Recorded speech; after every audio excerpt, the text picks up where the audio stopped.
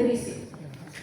We are honored to recognize Mrs. Nizha Al-Hamidi Al-Idrisi as a devoted journalist whose voice accompanied the FICHIC for decades and amplified cultural dialogue through media. Please welcome her on stage.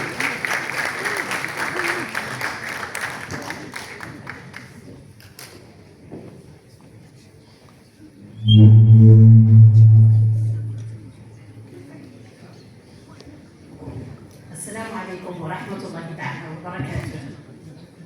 أهلا وسهلا بالحضور الكريم وأهلا بنا عند القيمين بهذا الحدث وبهذا العرس الاحتفالي والمحفل الاحتفالي طبعا مهرجان المسرح الجامعي في دورته 37.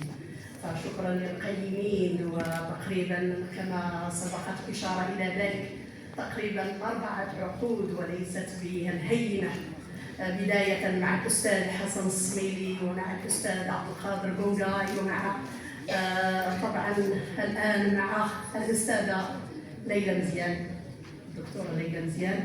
فشكرا على هذه الالتفاتة النبيلة من طرفكم لتكريمنا في هذا المحفل وفي هذه طبعا هذه الفعاليات الجميلة جدا والمتواصلة بدون كلل. فشكرا وكما سبقت الإشارة لكل القيمين وللحضور الكريم من طبعا هيئة المدرسين الأكاديميين وكل الناس الرسميين طبعا من عمالة ومن أساتذة ومن كل المنابر الإعلامية كذلك. فأحيي من هذا المنبر كذلك زملائي وزميلاتي في الإذاعات الرسمية، في الإذاعة الوطنية المغربية، في الإذاعة الوطنية بالرباط، وفي الإذاعة الجهوية بالدار البيضاء، وكل الإذاعات التي تشرف دائما على تغطية مثل هذه الأحداث المتواجدة في تراب عمالة الدار البيضاء وعلى المستوى الوطني. مهرجان في هذا الحجم والذي تواصل منذ 1988 ولا زال طبعا راسخ لدى الجميع، لدى كل من له الشغف، كل من له الرغبة في طبعا تطور الثقافة والفن في هذا البلد الجميل وفي هذا البلد الجميل بدون شك. إذن شكرا لكل الذين قدموا لي هذا التكريم، فهي التفاتة ومفخرة بالنسبة لي.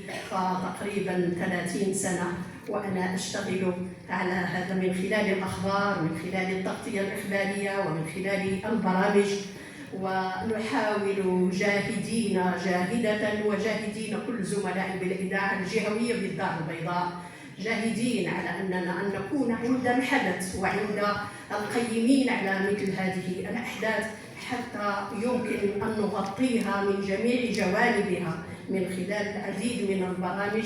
كنت أقدم وأقوم بإنتاج برنامج إطلالة على الثقافة والفن، وأستضيف عمداء كلية الآداب والعلوم الإنسانية، طبعا كل الكليات وكل جامعة الحسن الثاني بالدار البيضاء، وبدون شك حتى على مستوى التغطية الإخبارية. فكان دائما موضوع المهرجان الدولي للمسرح الجامعي كان حاضرا في أجندة الأخبار اليومية على مستوى جميع الواجز والأخبار والنشرات الإخبارية.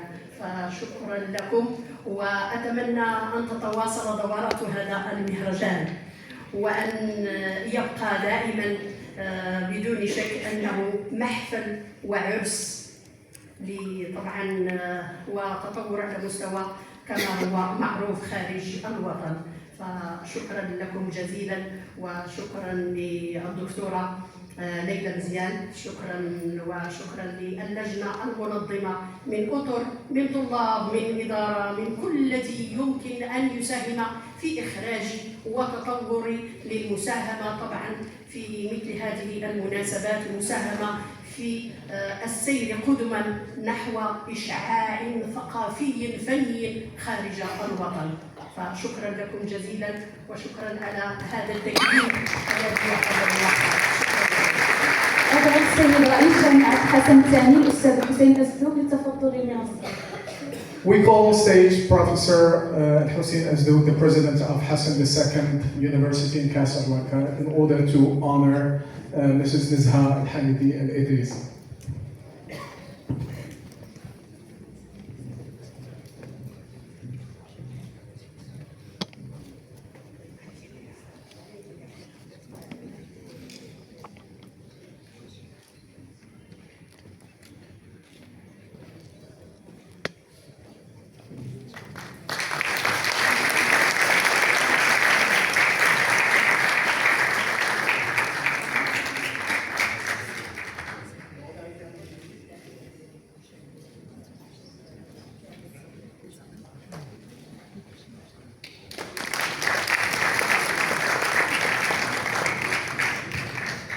أنادي كذلك على الأستاذ عبد المجيد